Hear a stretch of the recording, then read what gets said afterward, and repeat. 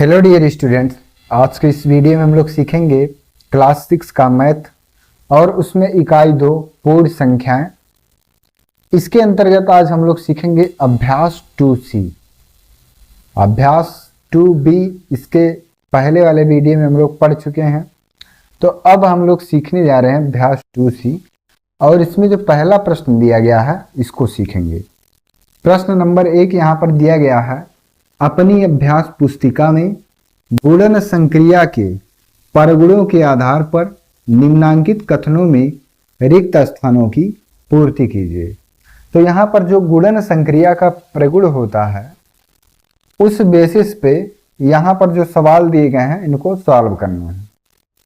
पहला सवाल जो दिया गया है वो दिया है 468 गुणे का चिन्ह है और शून्य लिखा है।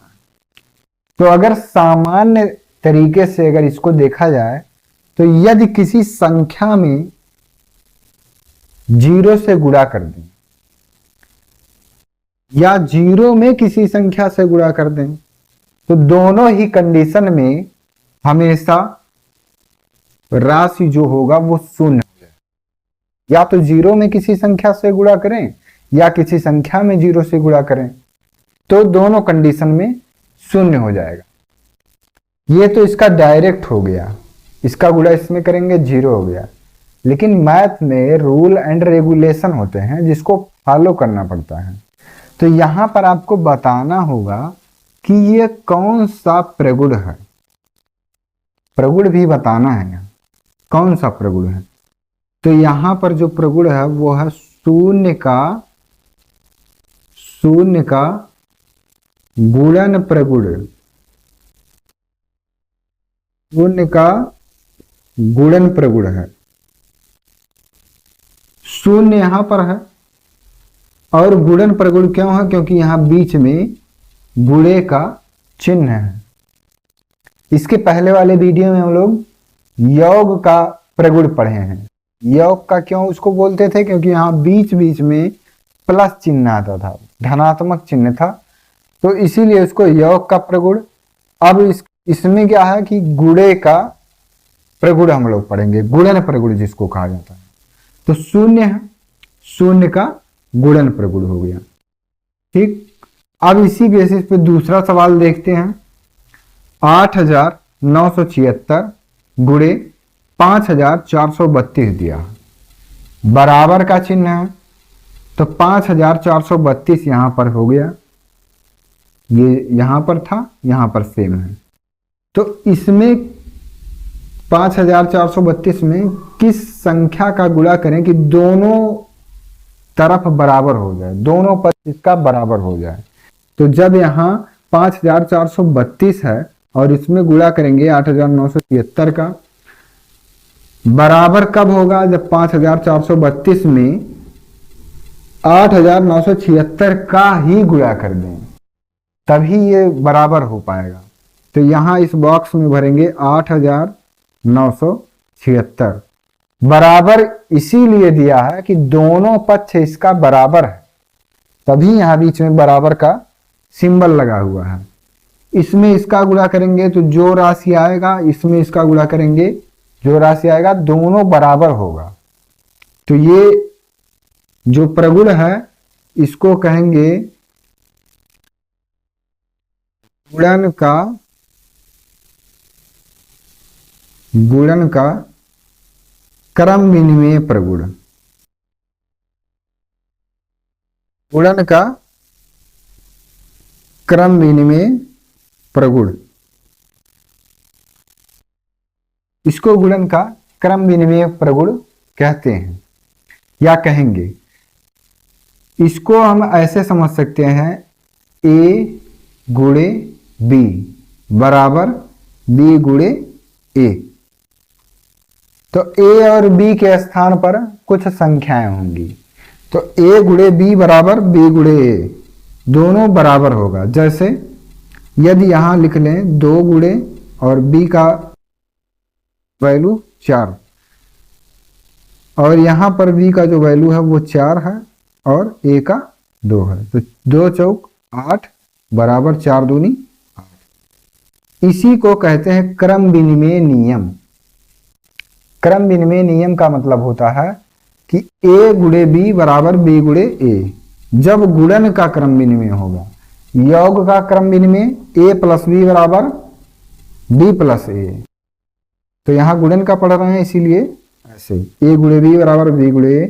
तो अगर 2 और 4 मान लेंगे तो 8 इधर भी आएगा और 8 इधर भी आएगा, और दोनों राशि बराबर है, दोनों पक्ष बराबर है, तो इसीलिए इसको गुणन का क्रम विनिमय प्रगुण कहेंगे। तीसरा सवाल दिया है 8973 में 1 से गुणा कर देंगे तो क्या होगा। तो 1 में जब किसी संख्या से गुणा करेंगे तो वही राशि हमको पुनः प्राप्त हो जाएगी, तो 8973 इधर भी हो जाएगी। लेकिन इसमें बताना भी पड़ेगा कि ये कौन सा प्रगुण है। तो ये है गुणन का तत्समक अवयव। गुणन का तत्समक अवयव। गुणन का क्यों है? क्योंकि बीच में यहां गुणे का चिन्ह है। यही अगर प्लस का होता तो योग का तत्समक अवयव हो जाता। गुणा का पढ़ रहे हैं तो गुणन का तत्समक अवयव। तो ये पहला सवाल है। अब हम लोग पढ़ेंगे दूसरा सवाल। तो चलिए देखते हैं दूसरा सवाल क्या है और उसको सॉल्व करने का प्रयास करेंगे। दूसरा सवाल दिया है निम्नलिखित का गुणनफल उचित प्रगुण का प्रयोग करके ज्ञात कीजिए। तो यहाँ पर कुछ सवाल दिए गए हैं और इनका गुणनफल ज्ञात करना है, लेकिन उचित प्रगुणों के आधार पर उसके हेल्प से इसको सॉल्व करना है। तो अगर इसका डायरेक्ट गुणा ऐसे इसमें करेंगे, फिर जो आया उसका इसमें करेंगे, जैसे सामान्य तरीके का होता है गुणा, तब भी उसका आंसर आएगा सेम। लेकिन क्वेश्चन में है ना कि उचित प्रगुण के आधार पर उसको सॉल्व करना है। तो इसको सॉल्व करने के लिए इसी को जो क्वेश्चन दिया है इसको रीअरेंज लिखेंगे व्यवस्थित करके। 2834 गुणे 25 गुणे 4। तो जितने भी क्वेश्चन में दिए गए हैं संख्याएं उसको ऐसे क्रम से लिख लेंगे। तो ये आपका हो गया क्रम विनिमय प्रगुण। क्रम विनिमय प्रगुण केवल उसके स्थान को चेंज किए हैं, आगे पीछे इसको लिख दिए हैं। अब इसके बाद 2834 गुणे 25 गुणे 4 को ऐसे लिख लिए।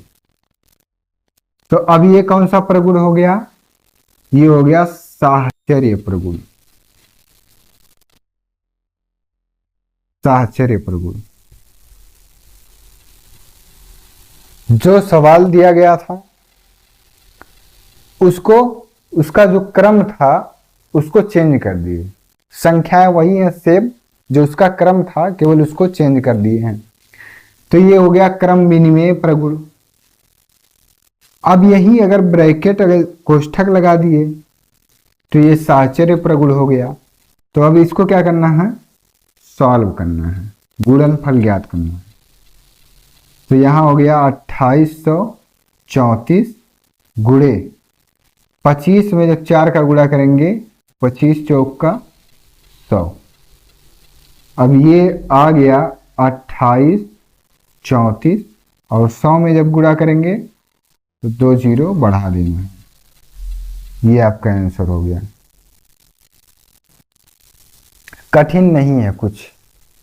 जो सवाल दिया गया था उसी सवाल को हम इस प्रकार से लिख लेंगे। उसका क्रम जो है वो आगे पीछे इस प्रकार से लिख, जो सबसे पहले है उसको सबसे लास्ट में कर दिए, जो यहां सबसे लास्ट में उसको बीच में कर दिए, जो बीच में उसको किनारे कर दिए। उसका क्रम जो है वो चेंज कर दिए, लेकिन संख्याएं वही हैं तो उसके वैल्यू में कोई इफेक्ट नहीं पड़ेगा। तो इसको जब इसका क्रम चेंज कर दिए तो इसको क्रम विनिमय प्रगुण कहेंगे। फिर इसी को क्या किया है, यहाँ कोष्ठक लगाए हैं। जब कोष्ठक लगा देंगे तो वो कन्वर्ट हो जाएगा साहचर्य प्रगुण में। तो साहचर्य प्रगुण में होने के बाद इसको 2834 ऐसे लिखे, 25 में 4 का गुणा करेंगे तो 25 चौका 100, और इसका इसमें गुणा कर देंगे तो आ जाएगा 2,83,400। यही आपका आंसर है। अब दूसरा सवाल देखते हैं इसको कैसे सॉल्व होगा। तो इसमें भी आपको क्रम चेंज करना है। जो बीच में उसको सबसे पहले लिख लीजिए, फिर सबसे लास्ट वाला बीच में लिख लीजिए, जो सबसे पहले उसको सबसे अंत में लिख लीजिए। तो यहां पर क्या किए हैं, क्रम को चेंज किए हैं। क्रम विनिमय प्रगुण, क्रम विनिमय प्रगुण हो गया। अब यहीं पर क्या करना है, कोष्ठक लगा देना है। 658 गुणे 80 गुणे 5, ये हो गया अब साहचर्य प्रगुण। साहचर्य प्रगुण हो गया। अब इसको सॉल्व कर देना है। तो 658 गुणे 80 में जब 5 का गुणा करेंगे तो 5 शून्य 0, 5 अट्ठे 40, 400 हो गया। अब इन दोनों का आपस में गुणा कर देना। तो इधर 400 में गुणा करना है 658 का, तो 2 जीरो इधर पहले बढ़ा लेंगे। 4 से गुणा करिए, 4 अट्ठे 32 के 2, हासिल आ गया 3, फिर 4 पंचे 20 और 3 23 के 3 हो जाएगा, और हासिल आ जाएगा 2, फिर 4 छक 24 और 2 26। तो ये आपका आंसर। पहले उसका क्रम चेंज करना है, एक स्टेप में क्रम चेंज करना है। दूसरे स्टेप में जो क्रम चेंज किया है वहां अंत में ब्रैकेट लगाना है, कोष्ठक, और इसको ऐसे गुणा करके हल कर देना है। तीसरा सवाल देखिए अब, 4837 गुणे 40 गुणे 25, ये क्या हो गया, क्रम विनिमय प्रगुण हो गया। क्रम विनिमय क्यों हो गया, क्योंकि इसका जो क्रम है वो अगर हम चेंज कर देंगे तब भी कोई उसके वैल्यू में अंतर नहीं रहेगा। इसके बराबर ये वाला लाइन है। जितना ऊपर संख्या लिखा है, अगर इसका आपस में मल्टीप्लिकेशन किया जाए और नीचे जो संख्या लिखा है इसका आपस में मल्टीप्लिकेशन किया जाए तो दोनों ही वैल्यू सेम आएगा। तो उसमें कोई अंतर नहीं हुआ, इसका केवल क्रम चेंज किए तो इसको क्रम विनिमय। अब इसको ऐसे लिख लेंगे, 4837 गुणे, यहां कोष्ठक लिखेंगे 40 गुणे 25। ये कौन सा प्रगुण हो गया, ये हो गया साहचर्य प्रगुण। साहचर्य प्रगुण। अब क्या करना है, सॉल्व कर देना है। 25 में 40 का गुणा करेंगे तो 1000 हो जाएगा, और 1000 में जब इसका गुणा करेंगे तो यही आ जाएगा, और 3 जीरो यहां पर बढ़ा देना है। ये आपका आंसर है। तो सवाल आपको समझ में आया होगा। पहले जो सवाल दिया है उसका क्रम बदल देंगे तो क्रम विनिमय प्रगुण में हो जाएगा। क्रम विनिमय प्रगुण के बाद क्या करना है, यहाँ कोष्ठक लगा देना है तो साहचर्य प्रगुण में हो जाएगा, और उसको हल कर देना है, गुणा कर देना है, अंत में आपका आंसर आ जाएगा। डायरेक्ट इसका मल्टीप्लिकेशन आपस में करेंगे तब भी इतना आएगा, लेकिन क्वेश्चन में है ना कि उचित प्रगुण का प्रयोग करिए, तो यहाँ पर ये सब प्रगुण का प्रयोग यहाँ पर हुआ है, फिर उसके बाद मल्टीप्लिकेशन हुआ है, तब यहाँ आंसर आया। अब इसके बाद हम लोग तीसरा सवाल हल करेंगे। तो चलिए देखते हैं तीसरा सवाल क्या है। तीसरा सवाल दिया है, वितरण प्रगुण का प्रयोग करके निम्नांकित में से प्रत्येक का गुणनफल ज्ञात कीजिए। तो यहाँ पर जो भी सवाल दिए गए हैं इनका अगर डायरेक्ट हम गुणा करें और वितरण प्रगुण का प्रयोग करके गुणा करें, दोनों कंडीशन में सेम आंसर आएगा, लेकिन वितरण प्रगुण का यहां पर प्रयोग करना है, फिर इसके बाद इसका आंसर लाना है। तो चलिए अब इसको पहला सवाल जो दिया है इसको हल करते हैं। तो यहां पर इसको ऐसे लिखेंगे 487 गुणे, यहां जो भी संख्याएं दी हुई हैं 1008 है, तो इसको लिखेंगे 1000 प्लस 8, 1000 प्लस 8, 1000 में जब 8 जोड़ेंगे तो 1008 ही हो जाएगा। अब इसके बाद क्या करेंगे, ये कौन सा प्रगुण हो गया, ये योग का प्रगुण हो गया यहाँ पर, क्योंकि धन बीच में लिखा है तो ये योग का प्रगुण हो जाएगा। तो इसको ऐसे लिखेंगे 487 गुणे 1000 प्लस 487 का गुणा 1000 में हो गया। अब 8 का गुणा 487 में, या 487 गुणे 8, इसका गुणा पहले 1000 के साथ होगा, तो इसका गुणा 1000 के साथ लिख लिए, प्लस 487 का गुणा अब 8 के साथ हो। अब इसको क्या करना है, हल करना है। इसमें जब इसका गुणा करेंगे तो 487 और 1000 में गुणा करना है, तो 3 बार 0 इसे लिख देना है, प्लस यहां बीच में प्लस का चिन्ह है तो प्लस। अब इसका गुणा इसमें करना है, तो 8 सत्ते 56, तो हासिल आ गया 5, फिर 8 अठारह 64, 64 5 69 9, और हासिल हो गया 6, 8 चौक 32 और 6 38। इतना इसका गुणा करने के बाद आया। अब इसको फिर हल कर देंगे, जोड़ना है, जोड़ लीजिए इसको, तो 6 हो जाएगा, 0 जोड़ेंगे, 9 में 0 जोड़ेंगे तो 9, फिर 8 में 0 जोड़ेंगे 8, 3 में 7 को जोड़ेंगे तो 7 3 10, 0 हो जाएगा, और हासिल आ गया 1, 8 में 1 जोड़ेंगे तो हो जाएगा 9, और यहाँ 4 ऐसे लिख लेना, तो यही आपका आंसर हो जाएगा। अब से इस सवाल को समझिए, जो भी सवाल दिया गया है 1000 के समथिंग है, तो 1000 प्लस 8 ऐसे लिख लेंगे, तो इसके वैल्यू में कोई अंतर नहीं, 1008 लिखा तो 1000 प्लस 8 लिख लेंगे, ये योग का प्रगुण हो गया। अब 487 का 1000 में गुणा करेंगे, प्लस 8 का गुणा 487 में करेंगे, ऐसे अलग अलग सबको लिख लेना है। इसका गुणा इसमें करेंगे इतना आएगा, इसका गुणा इसमें करेंगे इतना आएगा, दोनों को आपस में जोड़ लेना है, तो ये आपका राइट आंसर आ जाएगा। दूसरा सवाल भी ऐसे ही है, इसको कैसे हल होगा देखिए। यहां 998 है, तो ये 1000 के समथिंग में है, इसको लिख लेना है 1000 माइनस 2 गुणे 436। 1000 में से जब 2 को घटाएंगे तो 998 हो जाएगा। ये हो गया घटाने का प्रगुण। 1000 में से 2 घटाएंगे 998 गुणे 436 ऐसे लिख लिए। अब 436 का गुणा 1000 में करेंगे, 436 गुणे 1000 माइनस 2 का गुणा 436 में, या 436 का गुणा 2 में, दोनों बात एक ही है, तो ऐसे लिख लेंगे।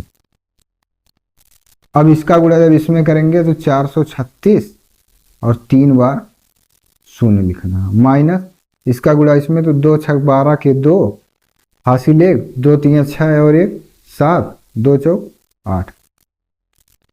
यहाँ जोड़ था, यहाँ घटाना है, तो इसमें से इसको घटा देना है। तो 10 में से 2 को घटाएंगे तो हो जाएगा 8, 10 में से 2 गया 8, 9 में से 7 घटाएंगे 2 बच जाएगा, फिर 9 में से 8 घटाएंगे तो 1 हो जाएगा, यहाँ हो जाएगा अब 5, बाकी ऐसे 43 लिख लेना। 10 में से 2 गया 8, 9 में से 7 गया 2, यहाँ 9 में से 8 गया 1, यहाँ 1 इसको उधार दे दिए थे तो यहाँ 5 बचेगा, 5 लिख लिए। बाकी ऐसे 43 था तो इसको लिख लिए, ये राइट आंसर आपका। तो ये योग का प्रगुण था, ये घटाना का प्रगुण है। इस सवाल को लगाते हैं अब। 6754 गुणे, यहां पर लिख लेना है 100 माइनस 6। 100 में से 6 घटाएंगे तो 94 आ जाएगा। तो ये भी आपका घटाने का प्रगुण है। अब यहां पर इसको हल करेंगे। 6754 गुणे 100 माइनस फिर 6754 गुणे 6, इतना लिखना है और इतना लिखना है। अब क्या करना है, दोनों हल कर देना है। इसमें जब इसका गुणा करेंगे तो 6754, 2 शून्य बढ़ा देना है, माइनस इसमें इसका गुणा करेंगे तो 6 चौक 24, 2 हासिल आ गया। फिर 6 पंचे 30, 2 32 के 2, फिर हासिल आ गया 3। फिर 6 सत्ते 42 और 3 45 के 5 और आ गया हासिल 4। फिर 6 का गुणा 6 में 36 और 4 40। यहाँ पर घटा देना है तो 10 में से 4 को घटाएंगे तो हो जाएगा 6। यहाँ 9 बचा, 9 में से 2 को घटाएंगे 7। यहाँ पर 3 बचा, 3 में से 5 घटेगा नहीं तो 13 में से 5 घटाएंगे तो हो जाएगा 8। यहाँ पर बचा आपका 4, 4 में से 0 घटाएंगे 4 ही बचेगा। 7 में से 4 गया 3 और 6 में से कुछ नहीं घटाना है तो 6 हो जाएगा। तो ये आपका आंसर हो गया। अब से एक बार इसको मैच करते हैं। 10 में से 4 गया 6, 9 में से 2 गया 7, 13 में से 5 गया 8, 4 में से 0 गया 4 और यहाँ 7 में से 4 घटाएंगे 3 और 6 ऐसे लिख। ये भी आंसर आपका सही है। तो ये हो गया तीसरा सवाल। चौथा सवाल भी इसी पैटर्न पर लगाना है तो इसको भी लगा लेते हैं। 26,478 गुणे, यहाँ पर लिख लेना है 100 प्लस 6, 106 हो जाएगा। तो ये योग का प्रगुण है। 26,478 में 100 का गुणा करना है प्लस 6 में 26,478 का गुणा करना है। पहले इसका गुणा इसके साथ, फिर इसका गुणा इसके साथ। अब इसमें इसका गुणा करेंगे तो 26,478 और 2 शून्य से बढ़ा लेना है प्लस। अब 6 का गुणा 26,478 में करेंगे तो 6 अट्ठे 48 के हो जाएगा 8 हासिल 4। फिर 6 सत्ते 42 और 4 43 के 6 फिर हासिल 4। 6 चौक 24 और 4 28 के 8 और हासिल आ गया 2। फिर 6 में 6 का गुणा करेंगे 36 2 38 के 8 और हासिल आ गया 3। 6 दूनी 12 और 3 15। अब इतना आने के बाद बीच में प्लस का चिन्ह है तो इसको जोड़ लेना है।